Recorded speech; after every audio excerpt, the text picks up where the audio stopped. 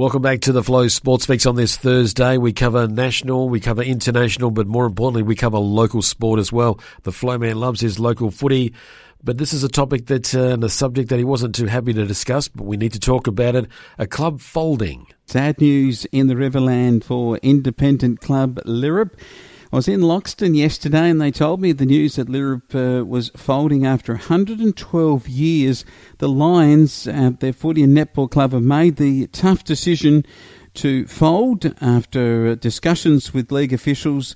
Their coach is John Kinnis, and he said the club have been unable to successfully rebuild player numbers after it was halted from playing during the coronavirus pandemic of 2020. So 2021 comes around and the club is not able to get a side together and therefore has chosen to fold. It also called for the situation to be considered where mergers to protect the future of regional competitions may in fact occur, and that Riverland is one of those that's going to be under focus. I've mentioned that previously this week. It follows the situation for two clubs in the Midwest competition on the Eyre Peninsula who have chosen to merge. That is Central Eyre going with Woodner United, meaning that the two clubs in a merger mean that there's one club lost to that competition. What we've been told is that Elliston and Western Districts are also considering a 12-month or temporary merger at this point so they can continue to play likely in Great Flinders. But again, another club would be then lost in country football. It is a time where we're seeing this happen, and it's a lot tougher for officials with having to get the people to be volunteers and to come along. I mean, you've got to remember that Lyrup actually won a premiership in independent football back in 2015. So it's only, 5 years ago in real terms. And it's just sad for the club. They won 12 premierships as part of the Riverland Independent Football League and the former Murray Football Association. And in 2019, their finish of 5th place, missing out on the finals, is their last hurrah, unfortunately, for the club. I'm told that a number of the players from Lyrup are going to head across and play over at Cobdogala, and obviously to Lyrup's close to Berry.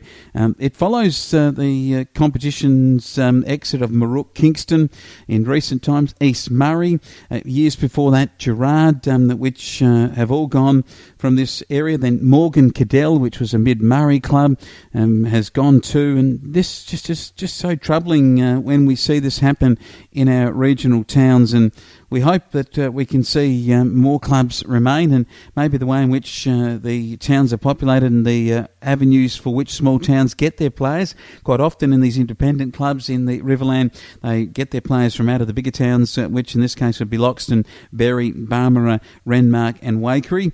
But maybe they're just a changing of the guard and ageing populations and so forth in the bigger towns, and we're just not seeing these players filter out to these smaller clubs, and therefore another club, Lyrup, the Lions, fold after 112 years. I tell you what, it is a sad time when that happens in country football. Very sad indeed. It's something that we don't like to see, but it is the reality of local sport right across the country. But it's not just the only issue facing local clubs. The Flowman, he's discussing another issue. The differences between states and how they've responded to COVID-19. And the border between New South Wales and Victoria has had many contentions through this last 12 months. And a new one may have emerged for football leagues that straddle the border. And we're talking here of competitions like the Sunraysia football competition, even further down at Golden Rivers. You can get even further along with Central Murray and then the Murray Football League, the Piccola, and even along further to the Ovens and Murray along Albury and Wodonga.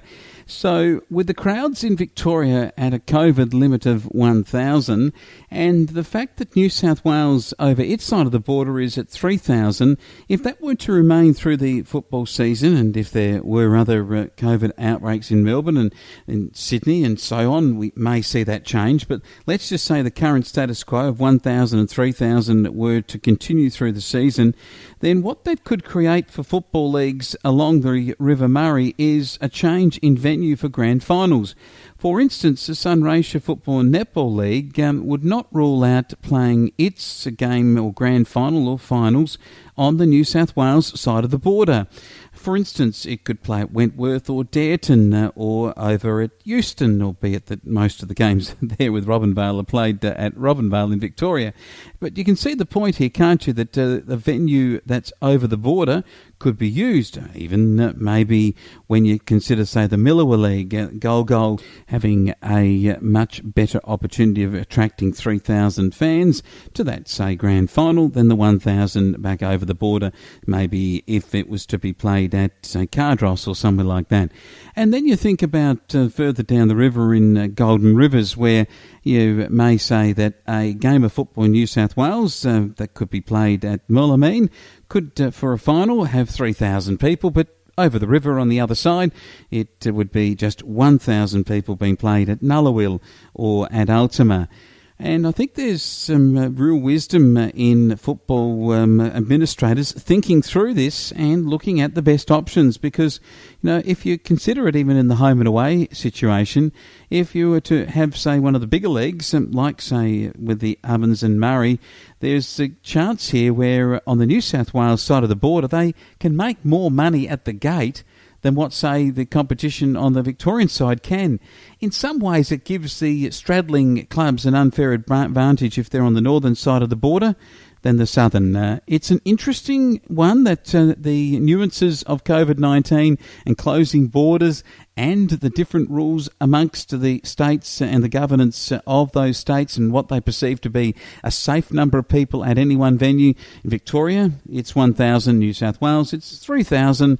And ultimately, then you can see where sports administrators would have to go where the crowd goes. And ultimately, it's more people through the gate, chance of more money for the league or in a home and away setting for the local club. Talking local footy with the Flowman, and he'll have more to say no doubt tomorrow on the Flow Friday night sports show with these issues and many others as well. Another issue with the AFL that has got his attention this week is the man on the mark rule. It's got us all wondering. Well, here's the Flowman's thoughts. Yesterday, I heard that Courtney was talking about this trouble with this standing on the mark rule. Now, you might have heard this, that the AFL is basically saying that if you take a mark, the player that holds the ball and is kicking for goal, for instance, or if he's in the field of play, can run off that mark. The player on the mark can't actually move until the ball's disposed of. Well, that kind of means that he can't be in the play except in some way to jump high in the air or something of that nature to stop the ball from maybe going through the goals. That's his only means of standing on the mark. But this has become a really interesting one. Some traditionalists say it's being stuck in the mud, while others say that, like St Kilda, we're going to practice for a ride on the wave of this mighty bit of progress and maybe exploit the new rule. And this is something that they're training for now. That's right, Dan Butler said that his team's fast brand of football puts them well placed to exploit the new standing on the mark rule. Butler says the Saints have been training hard, both offensively and defensively, to adjust to the new rule, which prohibits a player on the mark from moving in any direction. The premise being it is opening up the game and allowing faster ball movement, if that was necessary, leading to higher scoring. Well, it's something that they think they can expose somebody offensively, said Butler. But defensively, we've also been working on ways we can get around it. It's very hard to defend, but we've been trying different things, whether that's been dragging the man on the mark back a little or maybe even dragging them laterally. There's a bit of interest in this particular rule. I suspect that there's going to be a lot of encroachment into the zone, and the other players who will be looking to stop the lateral movement of the player who's taking possession of the ball. There will be the play-on situation. Did the umpire call play-on? And at what point can you get within that exclusion zone? That's going to become, I reckon, the key issue here as other players seek to help out the player who's now not allowed to move, standing on the mark. I think this will be a topic we will not be able to avoid discussing all throughout the AFL season this year as the umpires and the players all get used to it.